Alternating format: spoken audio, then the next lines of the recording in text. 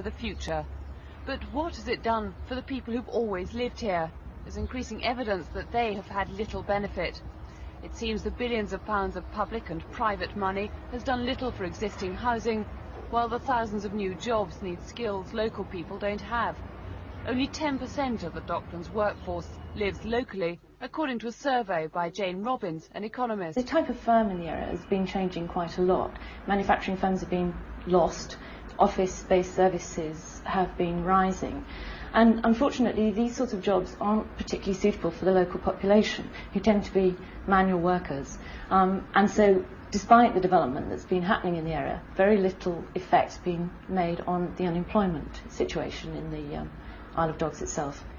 Tower Hamlets, one of the local authorities where the Docklands Development Corporation operates, says the problem is they have no say in what happens.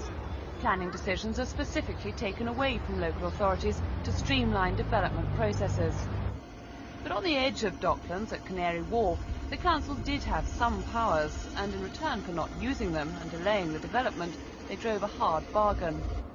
The Canary Wharf developers have now agreed to provide 1,500 jobs here in the long term for local people, as well as employing 500 on construction and putting £2.5 million into an education trust for training projects for local people so they'll have the right skills in the future. But the Liberal leader of Tower Hamlets says they can't influence the Development Corporation itself. I don't think we're ever going to get any control over the Lddc. I'm not really sure who does control the Lddc. I think what would allow us to benefit far more from the developments that are going on would be if we were the planning authority.